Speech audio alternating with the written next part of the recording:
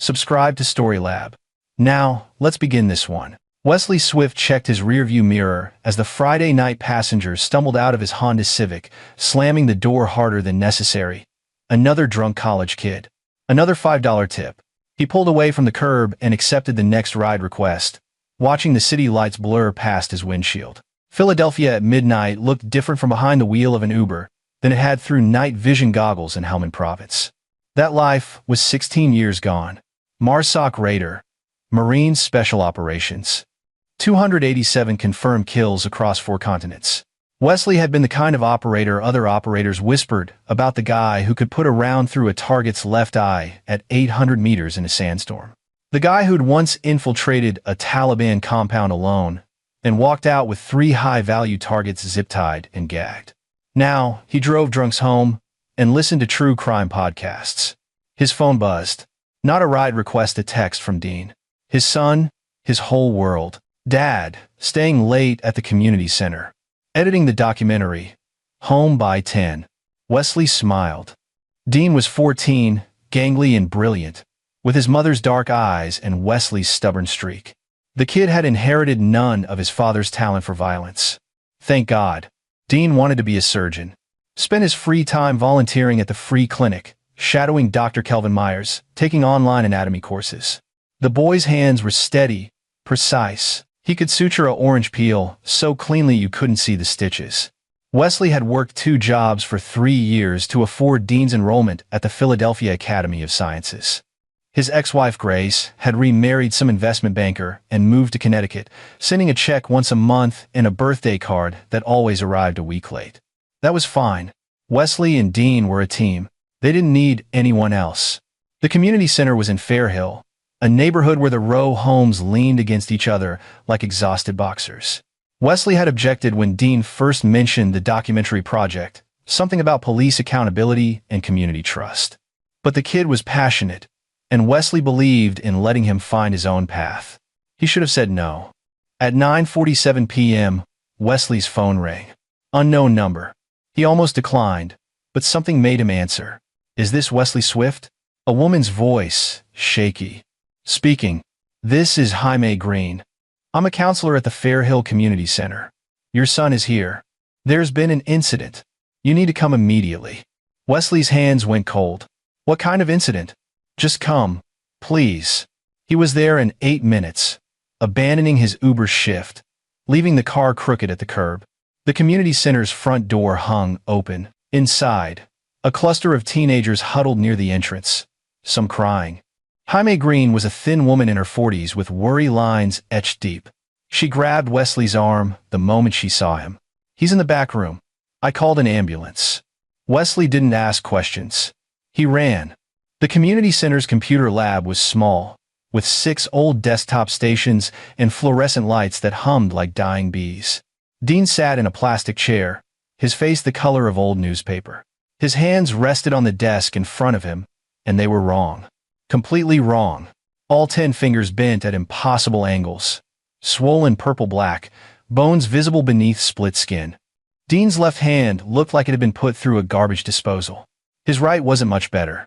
A man in a police uniform stood against the wall, arms crossed, captain's bars on his collar. Latino, late 40s, thick mustache.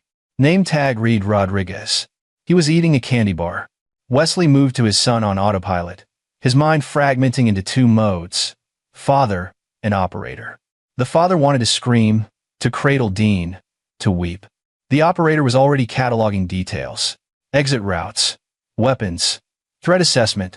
Dad, Dean whispered. His voice was small, childlike. Dad, I can't feel my fingers. Don't move them, buddy. Don't try. Wesley's own voice sounded far away. He looked up at Jamie. What happened? She glanced at Captain Rodriguez, who took another bite of his Snickers bar. Your son was filming, Rodriguez said casually. Pointed his camera at me while I was conducting official police business.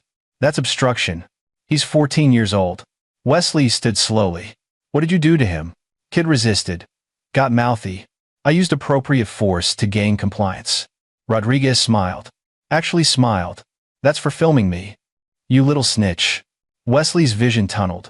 The operator and him calculated exactly how many seconds it would take to cross the room and break Rodriguez's neck. 4 seconds. Maybe 3 if he used the desk as a launching point, but there were witnesses, teenagers with phones. And Dean needed a hospital. The ambulance arrived. Paramedics swarmed Dean, immobilizing his hands, starting an IV. Wesley rode with them, holding his son's shoulder while Dean cried, not screaming cries but broken, hopeless sobs that cut deeper than any blade Wesley had ever taken. "Dad," Dean said as they loaded him into the ambulance. "I wanted to be a surgeon. That was my dream. How am I going to?" He couldn't finish. At Temple University Hospital, Dr. Myers met them in the ER. The orthopedic surgeon had been Dean's mentor, had let the boy shadow him during procedures. Now he looked at the X-rays with an expression that made Wesley's stomach drop. "Every finger is broken," Dr. Myers said quietly. They stood outside Dean's room while nurses set up for emergency surgery. Metacarpals, phalanges, some joints completely shattered. "This wasn't an accident, Wesley. Someone did this deliberately, methodically. A cop." Dr. Myers closed his eyes. "I'll do everything I can, but there's nerve damage, tendon damage. Even with multiple surgeries, Wesley, I can't promise he'll have full function, or any function." The first surgery lasted 9 hours. They had to pin bones, graft tissue, reconstruct joints. Dean woke up screaming from phantom pain, his hands mummified in casts and bandages. They kept him sedated after that. Wesley sat in the hospital chair for 3 days straight. Jaime Green visited, brought coffee, told him what happened. Dean had been filming a documentary about the community center's after-school program. Captain Rodriguez had shown up responding to a noise complaint from a neighboring business. Dean had filmed the interaction, Rodriguez being aggressive with some teenagers, threatening them. When Rodriguez noticed the camera, he'd ordered Dean to delete the footage. Dean had refused, said it was his First Amendment right. Rodriguez had smiled, Jamie said, told the other kids to leave. Then he closed the door and taken out his baton. "I heard the screams," Jamie whispered. "By the time I got the door open, it was done." Dean's hands were, and Rodriguez was just standing there, calm. He told me it was self-defense, that Dean had attacked him. "Where's the footage?" Wesley asked. Rodriguez destroyed the camera, smashed it. Wesley filed a complaint with Internal Affairs. The investigator was a Lieutenant Russ Dillon, a bored man with coffee stains on his tie who took notes without making eye contact. "Captain Rodriguez's report states your son became physically aggressive," Dillon said. "The captain was forced to defend himself. My son weighs 120 pounds. Rodriguez outweighs him by 80 and carries a gun. I understand you're upset, Mr. Swift. But without video evidence or corroborating witnesses, it's your son's word against the decorated police captain. There were teenagers there. They saw your son attack an officer." Dillon closed his notebook. "That's what their statements say." Wesley understood then. The fix was in. Rodriguez had power, connections. The police union would protect him. The blue wall wouldn't crack. Dean had surgery number 2, then 3. Pins and plates and screws. His hands started to look like hands again, but he couldn't make a fist, couldn't hold a pencil, couldn't do anything that required fine motor control. Dr. Myers spoke quietly about permanent disability. At night, Dean had nightmares. Wesley would wake to find his son standing at the bathroom mirror, staring at his ruined hands, tears running silently down his face. "I practiced suturing for 3 years, Dean said one night. "I could do a running subcuticular in under 2 minutes. Dr. Myers said I had a gift." He held up his twisted fingers. "Now I can't even button my own shirt." 2 months after the incident, the district attorney declined to press charges. Insufficient evidence. The civil attorney Wesley consulted a woman named Jasmine Mendez, who did pro bono work, was honest with him. "You'll lose," she said. "Qualified immunity. Police unions. They'll drag it out for years, bankrupt you with legal fees, and you'll still lose. I'm sorry, Mr. Swift. The system doesn't work for people like you." Wesley sat in his apartment that night after Dean fell asleep, staring at the walls. He put away the man he used to be 16 years ago, boxed up the operator, locked him in a mental storage unit, and tried to be normal. A good father. A decent man. But some boxes, once opened, could never be sealed again. He pulled his old phone from the bottom of his closet. A burner he'd kept for emergencies. It still had charge. Still had one number programmed into it. Curtis Waters. His spotter from the old days. The man who'd called in airstrikes, extracted hostages, and once spent 4 days behind enemy lines with Wesley surviving on scorpions and rainwater. Brothers in every way that mattered. Wesley hadn't spoken to Curtis in 8 years. Didn't know if the number still worked. Didn't know if Curtis would answer. Didn't know if the man he was calling was still the same person who'd once told Wesley, "You ever need anything, brother? You make one call. Just one. I'll move heaven and hell." Wesley pressed dial. The phone rang once. Twice. On the third ring, a familiar gravelly voice answered. "Wes? I need help. Curtis." A pause. Then, "Give me everything." Wesley did. Every detail. Rodriguez's name. The incident. The cover-up. His son's hands. When he finished, Curtis was quiet for a long moment. "I'm in Minneapolis," Curtis finally said. "I'll be in Philadelphia in 6 hours. Don't do anything stupid until I get there." "Curtis, I know what you're thinking. I know that headspace. But we do this smart, brother. We do this right.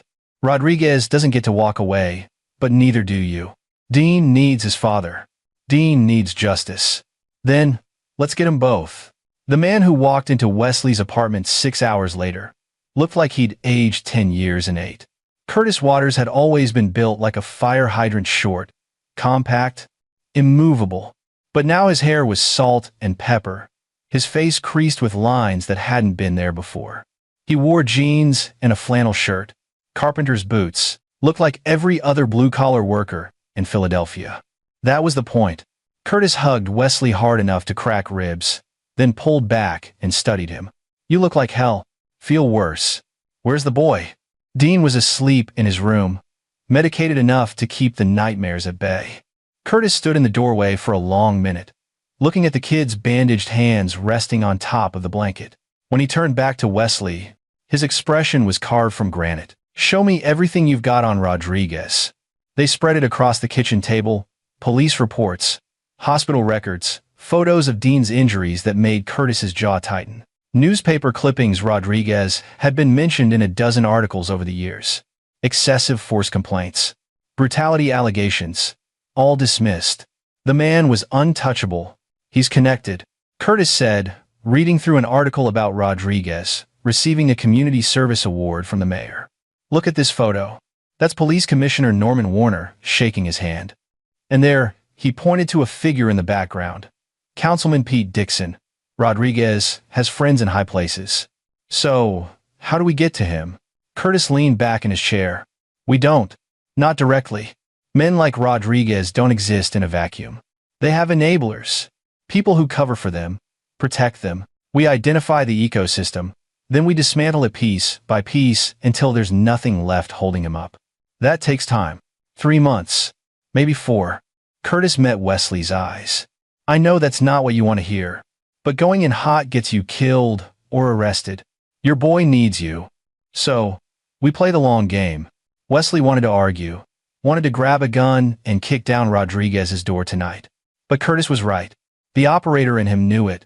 Precision beat rage every time. "What do you need?" Wesley asked. "Information first. Then resources. I've got a network guys who owe me favors. People who can pull strings. But we need to understand Rodriguez's world completely before we make a move." Over the next week, Curtis conducted reconnaissance like they were planning a raid on a terrorist compound. He identified Rodriguez's patterns, where he lived in a nice house in the suburbs, way above his pay grade, where he drank a cop bar called Murphy's on Aramingo Avenue, his girlfriend, a civilian records clerk named Mandy Underwood, his patrol schedule. Wesley kept driving Uber, kept being the devoted father, kept Dean company through surgery number 5 and 6 and 7. But at night, he and Curtis built their plan. Curtis had called in the cavalry. Wesley didn't ask questions when 3 men showed up at his apartment at 2 a.m. Just gave them coffee and listened. First was Leo Dawson, a private investigator who specialized in digging up dirt on law enforcement. Leo was black, mid-50s, with a kind of quiet intensity that made people nervous. "I've been investigating Rodriguez for 2 years," he said. "Different case. Woman named Kelly Hancock claimed he assaulted her during a traffic stop. I found 8 other women with similar stories. None would testify. Why not? Wesley asked. Fear. Rodriguez made it clear what happens to people who cross him. Leo pulled out a folder. But I've got documentation. Photos. Medical records. A pattern of abuse going back a decade. Second was Stanley Harvey, who Curtis introduced as the best surveillance tech in the Northeast. Stanley was a nervous white guy in his 30s who smelled like energy drinks and looked like he hadn't seen sunlight in years. I can get you eyes and ears anywhere, he said. Phone taps, hidden cameras, GPS trackers. Whatever you need. Third was Mohammed Kelly, a former Army Ranger who now worked private security. Mohammed was the muscle 6'4", 240, with scarred knuckles and cold eyes. Curtis says you need protection while this goes down. I've got your back. I appreciate this, Wesley said, but I don't have money to pay. We're not doing this for money, Leo interrupted. Rodriguez is a cancer. He's been destroying lives for years, hiding behind that badge. Someone needs to cut him out. Curtis spread a map across the table. Here's Phase 1. Documentation. Stanley, I need complete surveillance on Rodriguez. Every move, every conversation. Leo, keep digging into his past. I want to know every dirty secret. Mohammed, you're on Wesley and Dean.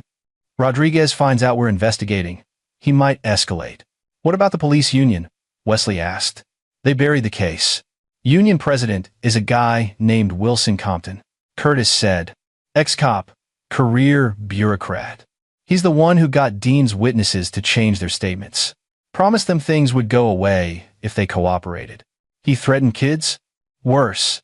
He paid them $1,000 each to sign news statements saying Dean attacked Rodriguez. Got their parents to sign off on it too. Curtis tapped another photo. Compton's dirty as hell, but he's careful. We'll need leverage. Over the next month, Stanley installed surveillance equipment across Rodriguez's life. Hidden cameras in the cop bar, GPS tracker on his patrol car, audio bugs in his home placed when Rodriguez was at work, Mandy at the mall. It was all highly illegal. Wesley didn't care. The footage was damning. Rodriguez bragging to other cops about teaching that little punk a lesson. Rodriguez shaking down local business owners for protection money. Rodriguez meeting with known drug dealers, taking envelopes of cash. Rodriguez beating a handcuffed suspect in an alley while his partner Russ Dillon watched and laughed. He's not just dirty, Leo said, reviewing the footage. He's running a whole operation. Look at this, he's got 6 officers in his crew. They're extorting businesses, dealing drugs they confiscate, roughing up anyone who complains. The department knows and doesn't care because Rodriguez kicks up to the right people. Curtis studied the organizational chart they'd built. Rodriguez at the center, 6 dirty cops in his crew. Union President Compton protecting them all. Police Commissioner Warner looking the other way because Rodriguez had dirt on everyone. It's a machine, Curtis said, and Dean got caught in the gears. Wesley watched footage of Rodriguez at Murphy's bar, laughing about destroying his son's hands. Watched him tell another cop, kid wanted to be a surgeon. Not anymore. Watched him mock Dean's tears.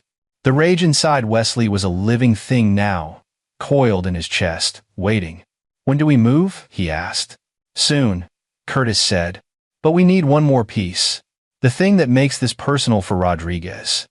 The thing that makes him vulnerable. He's a cop with friends in high places. How's he vulnerable? Curtis smiled. It wasn't a pleasant expression. Everyone's vulnerable, brother. We just have to find the right pressure point. That pressure point walked into frame 3 days later. A teenage girl, maybe 16, meeting Rodriguez in an empty parking lot at night. Stanley's cameras caught everything. Rodriguez handing her drugs, the girl getting into his car, driving to a motel. Jesus Christ, Leo whispered, watching the footage. He's trafficking. Curtis replayed the video.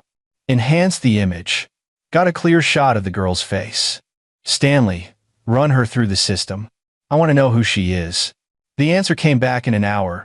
Lori Martin, 16 years old, reported as a runaway 6 months ago. Her mother had filed multiple missing person reports. Police had done nothing. Rodriguez is running teenage girls, Mohammed said quietly, using his badge to keep them scared. That's his operation: drugs and trafficking. The other cops and his crew are part of it. Wesley felt something crack inside him. Rodriguez wasn't just a bad cop. He was a monster. And the system had protected him for years, let him destroy lives, because he had the right connections. Now we move, Curtis said. But not the way Rodriguez expects. We're going to do something that makes him wish we'd just killed him. What's that? Curtis's smile was terrible. We're going to make him famous.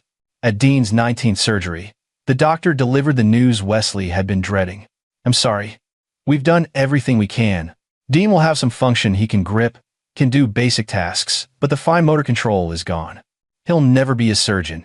Dean took it quietly. Just nodded, thanked the doctor, and stared at his scarred hands. That night, Wesley found him in his room, holding a scalpel from his anatomy kit. Not threatening, just looking at it. I practiced on oranges for 3 years, Dean said softly. Dr. Myers said I had steady hands. Said I could be great. He set the scalpel down. Now I can't even hold it properly. Wesley sat beside his son, put an arm around his shoulders. Rodriguez did this. And he's going to pay. How? The system protected him. Then we go outside the system. Dean looked at his father. Really looked at him. Wesley saw the moment his son understood that the mild-mannered Uber driver had been someone else once. Someone dangerous. Dad, what are you planning? Justice, Wesley said. Real justice. Not the kind that comes from courts and lawyers. The kind that men like Rodriguez understand. Will it bring my hands back? No. Dean was quiet for a long moment. Then, do it anyway. Not for me. For the next kid he hurts. That was all Wesley needed to hear. The next morning, Curtis gathered the team. Phase 2 starts now. We're going public with everything, but not through normal channels. We're going to weaponize the one thing Rodriguez can't control: social media. Leo had compiled everything: video evidence, police reports, testimonies from Rodriguez's victims, proof of the cover-up. Stanley had created untraceable accounts across every platform. They were about to make Captain Pablo Rodriguez the most hated cop in America. But first, they needed one final piece. The smoking gun that would destroy Rodriguez's protectors and ensure no one could bury this. We need Compton on tape, Curtis said. Admitting to the cover-up, admitting he paid off witnesses. He'll never talk, Mohammed said. Wesley smiled grimly. Then, we make him think he has no choice. They set up the meeting through Leo's investigation firm, claiming they had evidence that would exonerate Rodriguez in an unrelated excessive force case. Compton agreed to meet at a restaurant, thinking he was controlling the narrative. He had no idea he was walking into a trap. Wilson Compton was everything Wesley expected. Expensive suit, practiced smile, eyes like a shark. He sat across from Leo in a booth at an Italian restaurant in South Philly, completely at ease. So you have evidence that clears Captain Rodriguez? Compton said, stirring his coffee. Leo pushed a folder across the table. Video footage from a convenience store shows the suspect was armed, makes Rodriguez's use of force justified. Compton opened the folder, frowned. The video inside showed Dean's broken hands. What is this? That's Dean Swift, Leo said quietly. 14 years old. Captain Rodriguez destroyed his hands for filming him. You paid off the witnesses. We know everything. Compton's smile vanished. This meeting is over. Sit down, Mohammed said from the booth behind him. We're just getting started. Compton looked around, realized he was surrounded, saw Wesley sitting at the bar, watching him. The union president's face went pale.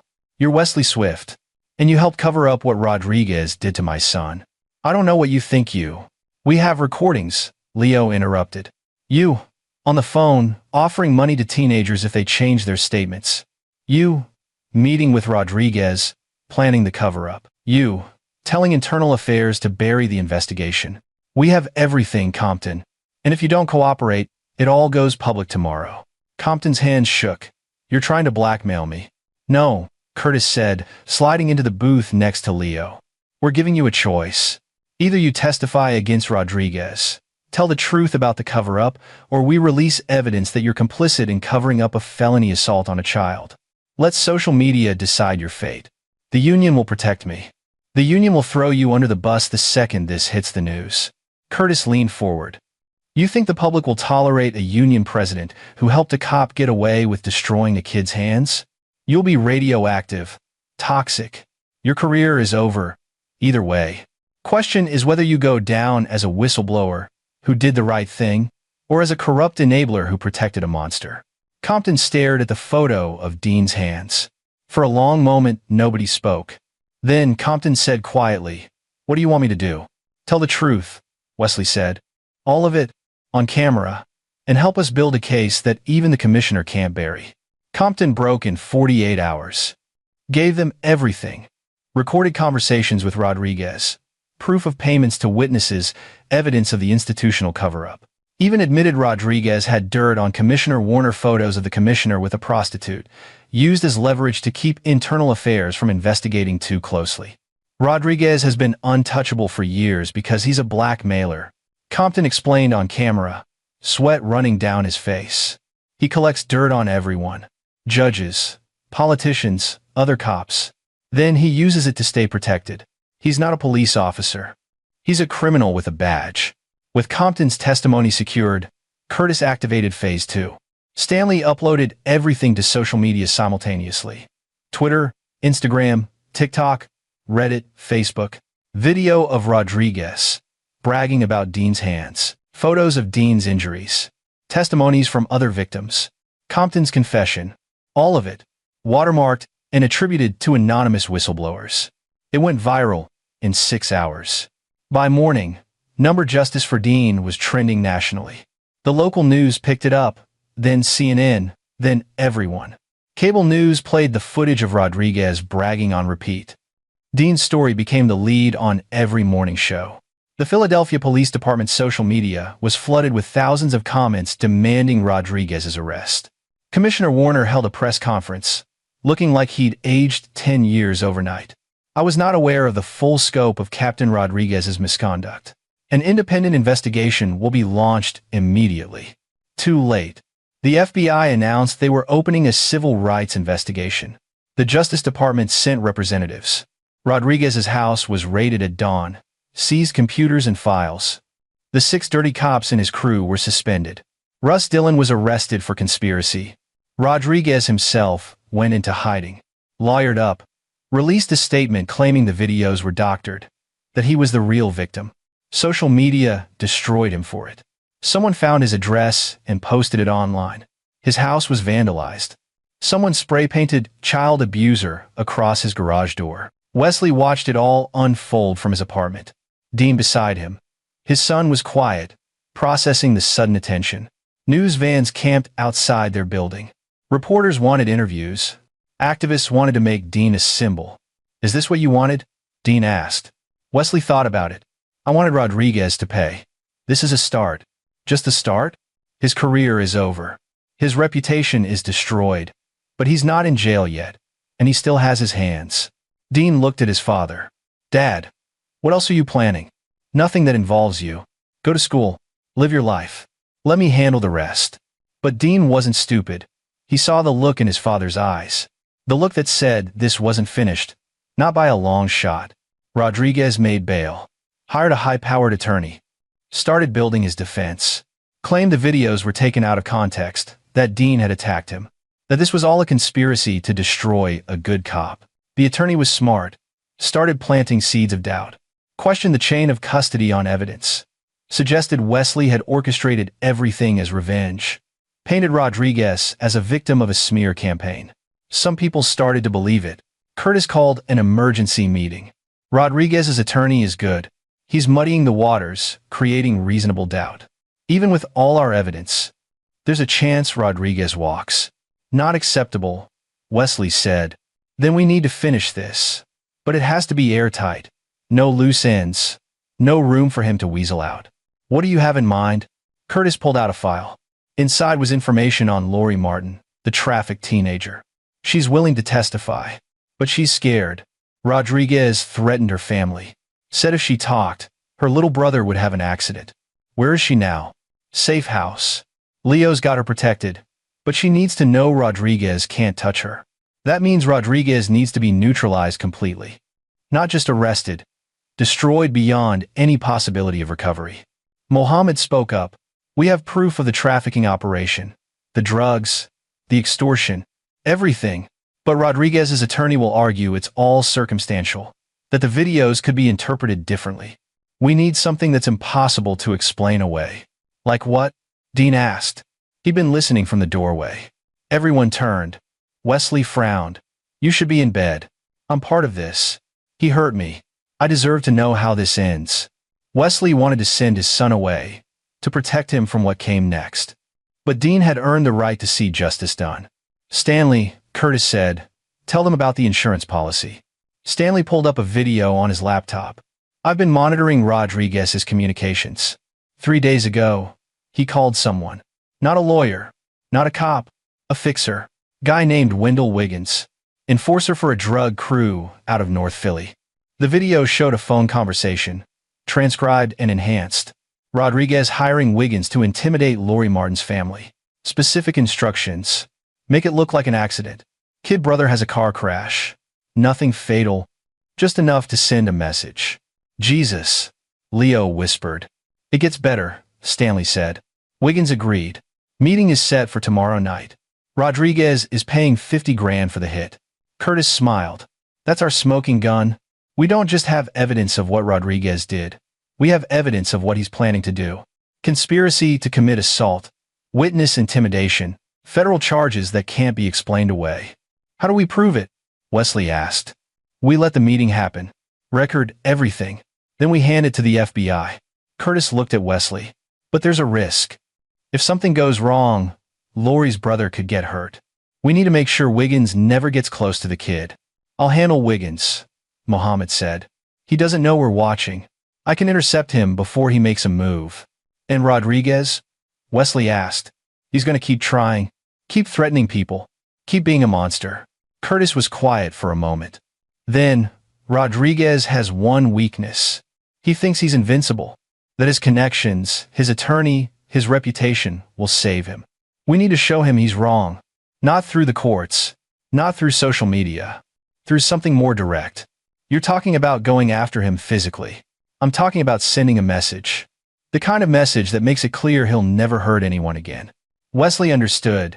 They were past the point of legal remedies.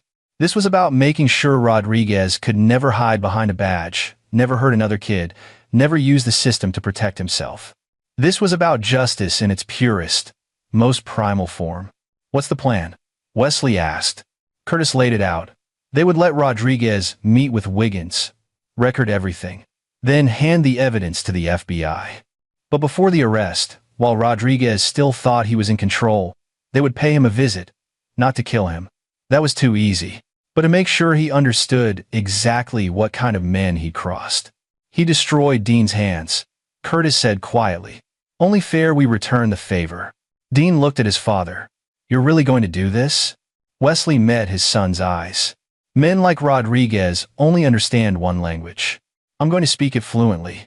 The meeting between Rodriguez and Wiggins was set for a warehouse in Kensington, neutral ground. Stanley had the location wired 6 ways. Video, audio, thermal imaging. They'd have everything. The night before, Wesley sat with Dean in their apartment. His son was quiet, withdrawn. You okay? Wesley asked. I keep thinking about what you said. About justice.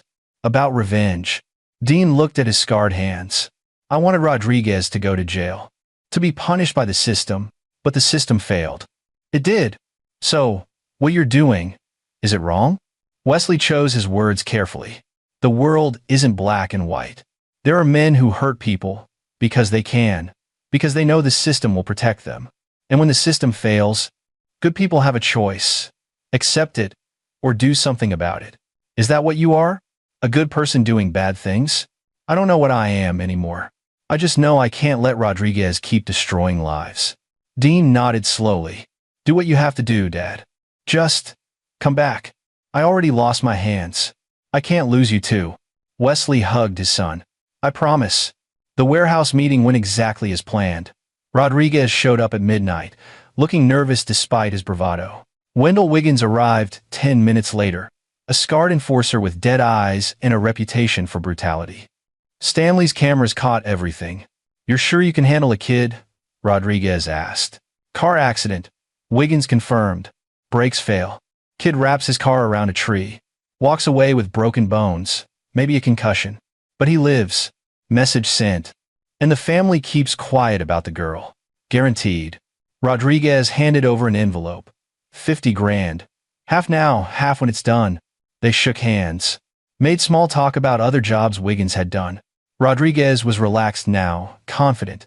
He had no idea that outside the warehouse, Mohammed was waiting with 4 other operators.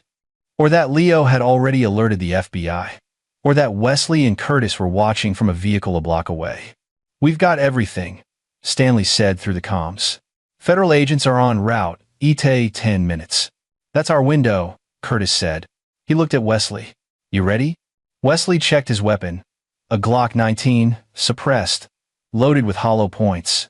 He wasn't planning to shoot Rodriguez, but he wanted the option. Let's go. They entered through the warehouse's back entrance, moving silent as ghosts. Mohammed had already neutralized Wiggins. The enforcer was zip-tied in a storage room, unconscious from a sleeper hold. Rodriguez stood alone near the front of the warehouse, counting money. Curtis and Wesley stepped into the light. Rodriguez spun, hand going to his hip, but his service weapon was at home. He was off-duty, cocky, convinced he was untouchable. Wesley Swift, he said slowly. Recognition dawning. You shouldn't be here. Neither should you, Wesley replied.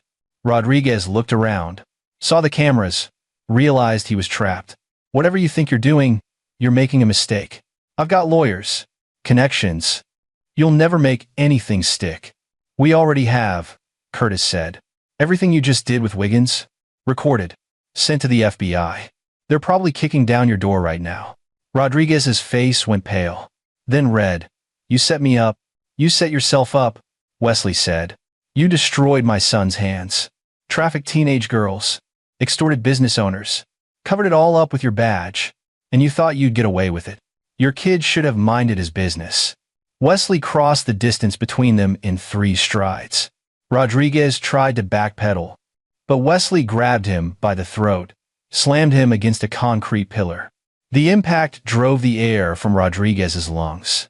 My son wanted to be a surgeon, Wesley said quietly.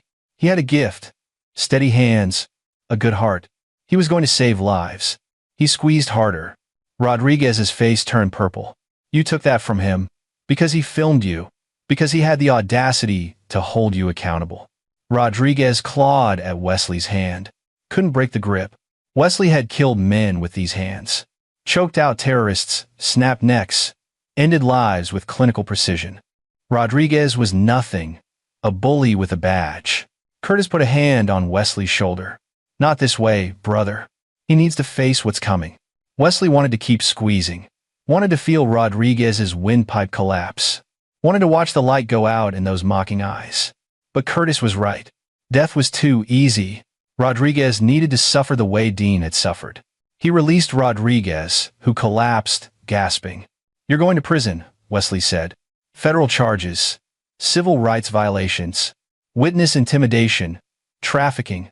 They'll bury you in so many charges you'll never see daylight again. Rodriguez laughed. Actual laughter, hoarse and broken. You think that scares me? I've got protection. I'll cut a deal. I'll be out in 5 years. Maybe, Curtis said. But you won't have your hands. Rodriguez stopped laughing. What? Curtis nodded to Mohammed, who stepped into the light. The big man was carrying a toolbox. He set it down, opened it. Inside were hammers, pliers, surgical instruments. You destroyed a kid's hands with a baton, Mohammed said, methodically. Every finger broken. We thought about doing the same to you. But that seemed too quick, too clean. Rodriguez tried to run. Wesley caught him, slammed him down onto a workbench. Curtis and Mohammed held him while Wesley secured Rodriguez's arms with zip ties, pulling them tight enough to cut circulation. Please, Rodriguez begged. Please don't do this. I'll confess. I'll testify. I'll give you everyone. Warner, the other cops. All of it. You'll do that anyway, Wesley said. This is about something else. This is about making sure you understand what you did, what you took from my son. He picked up a hammer. Rodriguez started screaming. Every finger, Wesley said calmly. That's what you did to Dean. 19 surgeries. Permanent disability. a dream destroyed. So, we're going to make sure you remember. Every day for the rest of your life. When you look at your hands, you'll remember Dean Swift. The hammer came down. Rodriguez's screams echoed through the warehouse. Wesley worked methodically, professionally. Right hand first. Every finger broken at the knuckle, the joints, the bone. Rodriguez thrashed, begged, wept.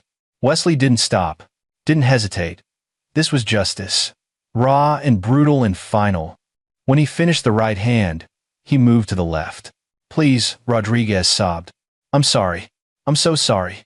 I'll do anything. So was my son, Wesley said, and brought the hammer down again.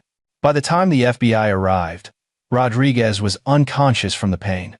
His hands were shattered, ruined, mirror images of what he'd done to Dean. Wesley and Curtis were gone, vanished into the night before the first federal agent entered the warehouse. Wendell Wiggins, still zip-tied, told the FBI everything. Rodriguez's lawyer tried to spin it, to claim Wesley had assaulted his client. But the recorded evidence of Rodriguez trying to hire a hit on a child's family destroyed any sympathy. The judge denied bail. Rodriguez was locked up pending trial. The story went viral again. Not the assault that stayed quiet, covered up by federal investigators who understood frontier justice when they saw it, but Rodriguez's trafficking operation, his conspiracy to intimidate a witness, the depth of his corruption. It dominated news cycles for weeks. Dean watched it all unfold from their apartment. He didn't ask about his father's hands, about the bruised knuckles and split skin. He didn't need to. Is it over? Dean asked. Wesley nodded. It's over. The trial took 6 months. Rodriguez tried to cut a deal, but the federal prosecutor wasn't interested. With Compton's testimony, Lori Martin's testimony, the recorded evidence of the warehouse meeting, and testimony from 24 other victims, the case was airtight. Rodriguez was convicted on 18 counts: civil rights violations, witness intimidation, conspiracy, trafficking, extortion. The judge gave him 45 years in federal prison. Commissioner Warner resigned in disgrace. Russ Dillon and the other dirty cops got their own trials, their own sentences. The Philadelphia Police Department launched a massive internal investigation. Dozens of officers were disciplined or fired. The union president position was dissolved, reformed with civilian oversight. Dean went to physical therapy 3 times a week. His hands would never be what they were, but he learned to adapt. He'd never be a surgeon, but doctor. Myers helped him get into a biomedical engineering program. You can't operate, doctor, Myers said, but you can design better surgical tools. Help other surgeons save more lives. Dean liked that idea. Wesley went back to driving Uber. Curtis returned to Minneapolis. Muhammad and Stanley and Leo moved on to other jobs, other missions. They stayed in touch, the way brothers do. One night, 6 months after the trial, Wesley received a letter. Federal Prison, Pennsylvania. No return address, but he knew who it was from. Inside was a single page, handwritten in shaky, uneven letters. Rodriguez's writing, done with hands that would never work properly again. I understand now what I took from your son, what you took from me. I'll never hold a gun again, never hurt anyone. You made sure of that. I hope you're happy. Wesley burned the letter. He wasn't happy. Happiness was something that had been taken from him the night Rodriguez destroyed Dean's hands. But he had something better than happiness. He had justice. Dean graduated top of his class in biomedical engineering. Designed a revolutionary surgical instrument that reduced hand tremor, won awards, got job offers from every major hospital. He never forgot what Rodriguez had done, but he also never let it define him. One evening, Dean showed Wesley a photo on his phone. A young surgeon using Dean's instrument to perform a delicate spinal operation. The surgery was successful. The patient would walk again. Dr. Myers sent this, Dean said. Said my instrument made it possible. Said I'm saving lives after all, just in a different way. Wesley looked at his son, no longer a boy, but a man. Scarred but unbroken. Damaged but not destroyed. I'm proud of you, Wesley said. I learned from the best. They stood together in their small apartment, looking out at the Philadelphia skyline. Somewhere in a federal prison, Rodriguez was living with his ruined hands, his shattered career, his destroyed life. And somewhere in the city, kids were safer because a monster had been stopped. Wesley had been a lot of things in his life. Marine, raider, operator, killer, father. But tonight, he was just a man who'd protected his son, who'd made sure the bad guy paid, who'd balanced the scales in a world that too often let the powerful get away with destroying the powerless. That was enough. That was justice. This is where our story comes to an end. Share your thoughts in the comments section. Thanks for your precious time. If you enjoyed this story, then please make sure you subscribe to this channel. That would help me a lot. Click on the video you see on the screen, and I will see you there.